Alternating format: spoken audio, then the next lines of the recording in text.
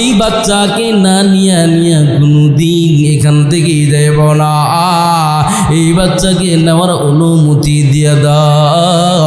এইবার স্বামী জানে দে তোমার যেহেতু এতই পছন্দ হয়েছে, মনে হয় আল্লাহ পাক রব্বুল আলামিন এই বাচ্চার ভিতরে তোমার আমার জন্য বরকত রেখেছেন। সুবহানাল্লাহ। হালিমাতু সাদিয়া জানা দেয় আমি এত সুন্দর বাচ্চা দেখি না, তোমার বাচ্চাকে নিয়ে চলে যাইতে চাই, তোমার বাচ্চাটারে দিয়া দাও। বিবি আমেনা জানে দে এরে হালিমা আমি মদিনাতুল মুনাওয়ারায় জন্মগ্রহণ করেছি, আমি ইয়াসরিবের ভিতরে জন্মগ্রহণ করেছি, আমি ইয়াসরিবের ভিতরে তো সুন্দর বাচ্চা দেখি না। বিবাহিত হয়ে এই মক্কা শহরের ভিতরে কুরাইশ গোত্রের বধূ হয়ে এসেছি।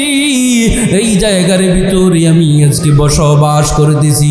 আজ অব্দি পর্যন্ত এত সুন্দর বাচ্চা মদিনায়ও দেখি নাই, মক্কা নগরীর ভিতরেও দেখি নাই। সুবহানাল্লাহ। আওয়াজ দেয়া কয় না? খারাপ লাগতেছে নি?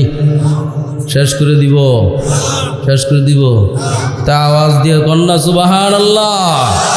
আর আওয়াজ দিয়ে কন্যা সুবহানাল্লাহ। কত সুন্দর, তুমি কোথা থেকে দেখবা? আমি নই তো দেখি না।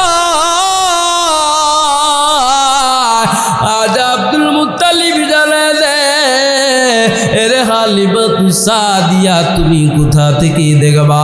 এরে আমেনা তুমি কোথা থেকে দেখবা? আমি তো ইয়াসরিবের ভিতরে গিয়েছি, মক্কা নগরীর ভিতরে, আমি তো মক্কার না থা।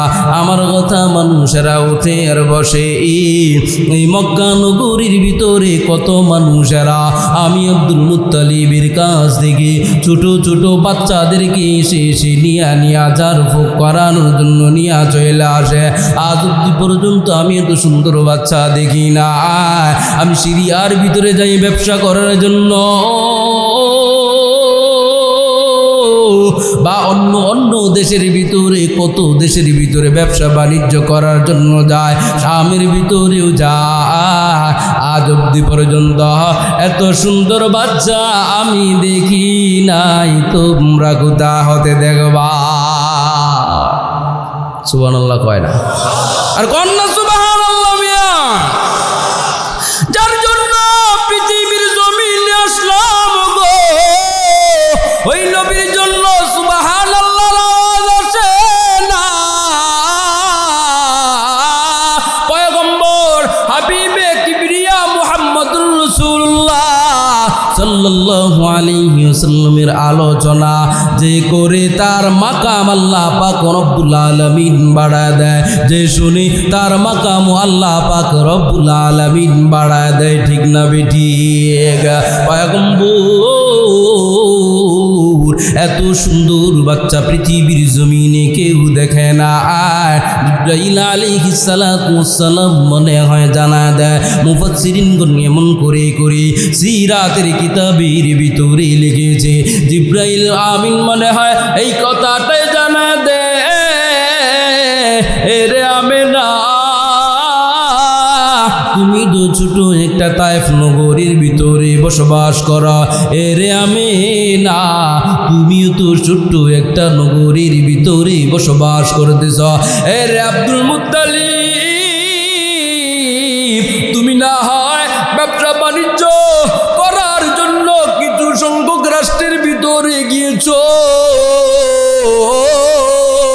আর আমার দিকে তাকাও না।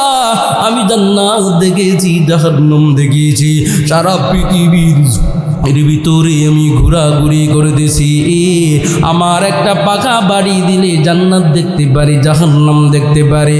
আজ অব্দি পর্যন্ত আমি জিবরাইল এত সুন্দর বাচ্চা দেখি নাই, তোমরা কোথা হতে দেখবা? সুবহানাল্লাহ। আমার আল্লাহ পাক রব্বুল আলামিন মনে হয় জানা দেয়, জিবরাইল রে জান্নাত আমি বানাইছি, জাহান্নামও আমি বানাইছি, পৃথিবীর জমিনটাকে এটাকেও আমি আল্লাহ পাক রব্বুল আলামিনই বানিয়েছি, তোমাকেও তো আমি আল্লাহ পাক রব্বুল আলামিন বানিয়েছি। আমি আল্লাহ তাআলা এর চাইতে অধিক সুন্দর করে কোনো মানুষ, কোনো নবী, কোনো বাচ্চাকে আমি আল্লাহ তাআলা বানাই না, আমি আল্লাহ বানাই না। তোমরা কোথা হতে দেখার চিন্তা করো, সুবহানাল্লাহ। আকাশ হতে চাঁদ নেমেছে মামিনার কোলে, আধার রাতে উঠলো যেন চাঁদের চেরাগ জ্বলে, চাঁদের চেরাগ জ্বলে। গুলশানে আজ বুলবুলিরা গাইছে শিরিন কালাম, তামাম জাহান নবীর তরে জানায় লাখো সালাম, জানায় লাখো সালাম। আকাশ হতে চাঁদ নেমেছে মামিনার কোলে, আধার রাতে উঠলো যেন চাঁদের চেরাগ জ্বলে, চাঁদের চেরাগ জ্বলে। আল্লাহু আকবার। আরো আওয়াজ দিয়ে কন্যা আল্লাহু আকবার। আমার আল্লাহ পাক রব্বুল আলামিন জানা দে, আমি আল্লাহ তাআলা এর চাইতে অধিক সুন্দর করে আমি আল্লাহ তাআলা কোন রাসূলকে বানাই না, কোন পয়গম্বর কেউ বানাই না, পৃথিবীর কোনো মানুষ দানবরে বানায় না, আমি আল্লাহ বানাই নাই। তোমরা কেমন করে দেখবা, সুবহানাল্লাহ। রে বন্ধু আমার, আম্মা জান আয়েশা সিদ্দিকা রাদিয়াল্লাহু তাআলা আনহা জানে দে, ইউসুফ আলাইহিস সালাতু ওয়াস সালামের চেহারা দেখে দেখি সমস্ত নারীরা নিজেদের হাত করতুল করছে গো। আমার হাবিবে কিবরিয়ার যদি তারা দেখতো, কলিজার ভিতরে ছুরির আঘাত দিয়ে দিত। আম্মা জান আয়েশা সিদ্দিকাকে আমি জ্বালা দে, ওগো আম্মা জান, আমার হাবিবে কিবরিয়া তো সুন্দর, সে শুধু সুন্দর নয়, তার আখলাকটা এত সুন্দর। শেষ পয়গম্বরের উম্মতেরা আজকে তাকে দেখো, পয়গম্বরকে কোনো দিল দেখে নয়, এখনো পর্যন্ত অনেক বান্দারা, এখনো পর্যন্ত অনেক উম্মতেরা পয়গম্বরের রওজা দেখে না। পয়গম্বরকে দেখার জন্য, পয়গম্বরের জন্য না দেখার পরেও এই জামানার উম্মতেরা জীবন দিতে বেকার। দেখি না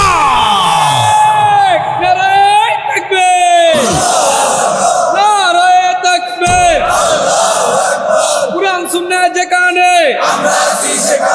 আমরা আছি সেখানে